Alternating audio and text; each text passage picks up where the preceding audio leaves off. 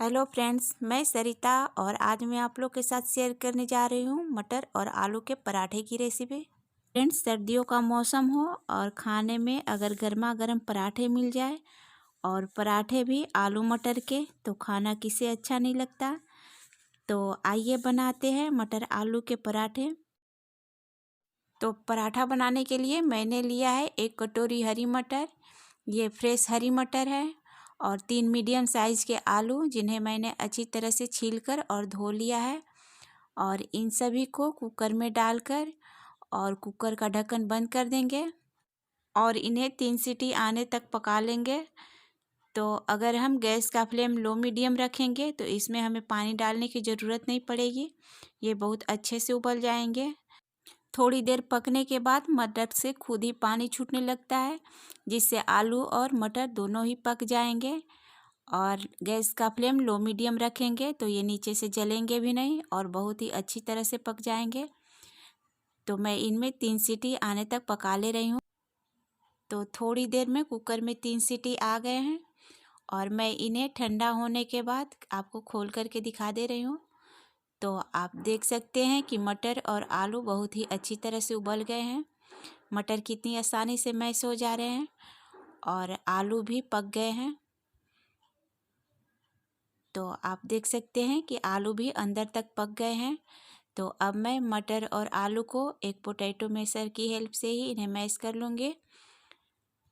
तो हम इसे बहुत ही अच्छी तरह से मैश कर लेंगे ताकि इसमें कोई गुठली ना रहे। अगर आलू के बड़े टुकड़े रह गए तो बेलते समय पराठे फट जाएंगे और फूलेंगे भी नहीं।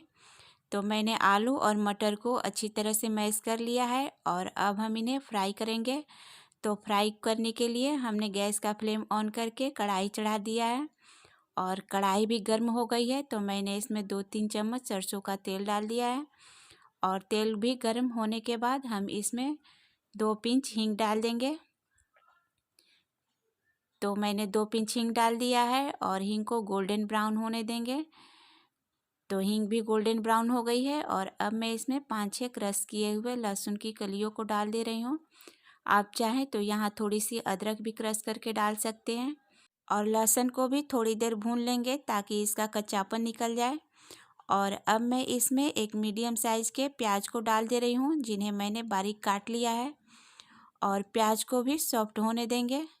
तो थोड़ी देर में प्याज सॉफ्ट हो गए हैं और अब मैं इसमें 3-4 बारीक कटी हुई हरी मिर्च डाल दे रही हूँ। तो हरी मिर्च को भी डालकर हम इन्हें गोल्डन ब्राउन होने तक भून लेंगे। तो गैस का फ्लेम लो मीडियम ही रखेंगे और इन्हें हम गोल्डन ब्राउन होने तक भून लेंगे। तो ये भून गए हैं और अब मैं इसमें कुछ मसाले डाल दे रही हूँ। तो मसालों में मैं डाल दे रही हूँ आधा चम्मच लाल मिर्च पाउडर, 1/3 चम्मच हल्दी पाउडर, आधा चम्मच धनिया पाउडर और 1/3 चम्मच गोल मिर्च पाउडर। और इन सभी मसालों को हम थोड़ी देर के लिए प्याज के साथ भून लेंगे। तो मसाले भी अच्छी तरह से भून गए हैं और अब मैं इसमें मैश किए हुए आलू और मटर को डाल करके और अच्छी तरह से मिला दूंगी। तो थोड़ी देर मिलाते हुए हम इन्हें फ्राई कर लेंगे। तो थोड़ी देर चलाने के बाद मसाले इनमें अच्छी तरह से मिक्स भी हो गए और ये थोड़े फ्राई भी हो गए। और अब मैं इसमें डाल दे रही हूँ आधा चम्मच मंगरेल, आधा चम्मच अजवाइन और इसमें डाल दे रही हूँ 1 चम्मच नमक। तो नमक आप अपने स्वाद के अनुसार डालें, लेकिन नमक थोड़ी ज़्यादा ही डालें क्योंकि पराठे बनने के बाद नमक थोड़े फीके हो जाते हैं। और अब मैं इसमें डाल दे रही हूँ आधा चम्मच आमचूर पाउडर। आमचूर पाउडर डाल देने से पराठों का स्वाद और भी बढ़ जाता है। तो अब मैं इन सभी को अच्छी तरह से मिक्स कर लूँगी और थोड़ी देर बाद ये फ्राई भी हो गए हैं और अच्छी तरह से मिक्स भी हो गए हैं।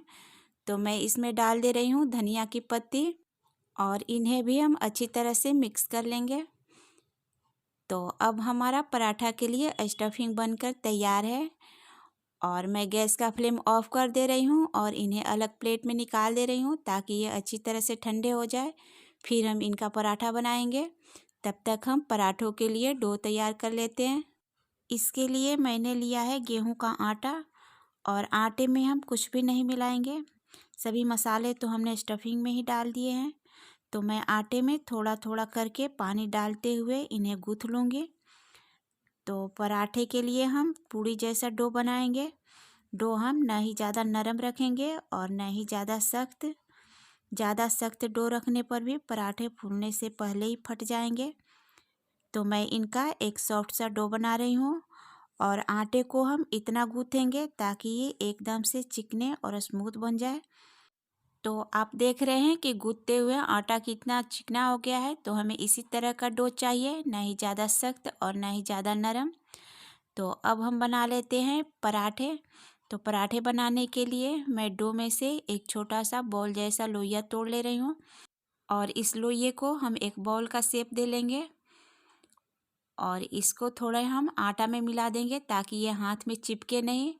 और इसे उंगलियों की मदद से अंगूठे से दबाते हुए इन्हें कटोरी का शेप दे लेंगे और इसमें हम स्टफिंग भर देंगे। तो मसालों को हम उसी हिसाब से भरेंगे जिससे कि बेलते समय पराठे फटे नहीं। तो मैंने स्टफिंग को डालकर और उंगलियों से इसे इस तरह से दबाते हुए हम लोइये के किनारों को सटा लेंगे और इसे थोड़ा सा चपटा कर देंगे।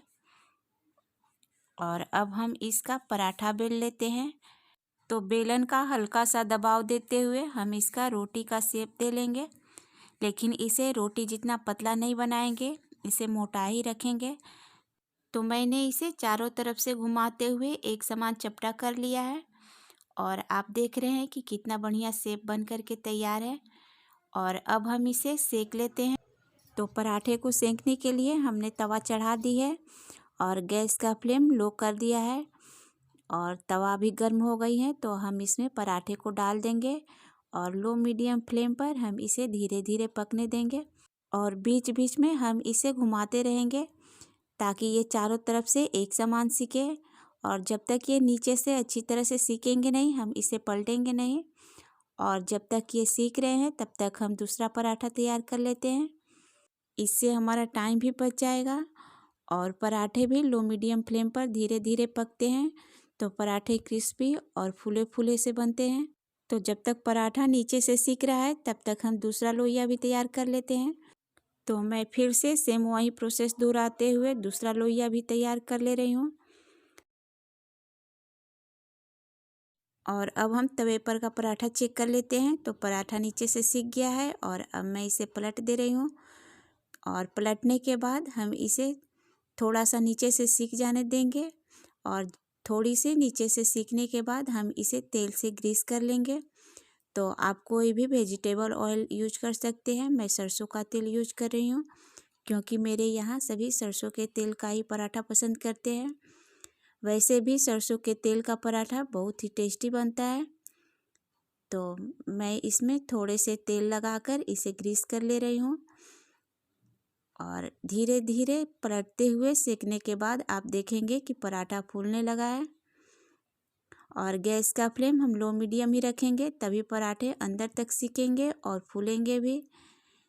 तो अब आप देख रहे हैं कि पराठा फूलने लगा है। तो मैं फिर से पराठे को एक दो बार पलटकर और इसे अच्छी तरह से सेक ले रही हूँ। और अब ये पराठा सीख करके तैयार है। तो मैं इस पराठे को अलग प्लेट में निकाल ले रही हूँ और फिर से हम दूसरा पराठा डालकर और उसे भी पहले वाले पराठे की तरह चारों तरफ से घुमाते हुए और पलट पलट कर सेक लेंगे। तो पराठा बनाने के लिए हमें कुछ बातों का ध्यान रखना पड़ता है। आटा लगाते समय हम आटे को इतना गूँथेंगे कि डो एकदम चिकना और नरम हो जाए। और पराठा सेकते समय हम गैस का फ्लेम लो मीडियम रखेंगे तो पराठे फूले फूले से बनते हैं। तो मैंने इसी तरह से सभी पराठों को बना लिया है और इन पराठों को आप धनिए की हरी चटनी के साथ खाएं या सॉस के साथ खाएं, ये बहुत ही अच्छे लगते हैं। तो फ्रेंड्स, कैसी लगी आपको यह पराठे की रेसिपी? अगर रेसिपी पसंद आई हो तो प्लीज़ मेरे वीडियो को लाइक करें, शेयर करें और मेरे चैनल को सब्सक्राइब करें।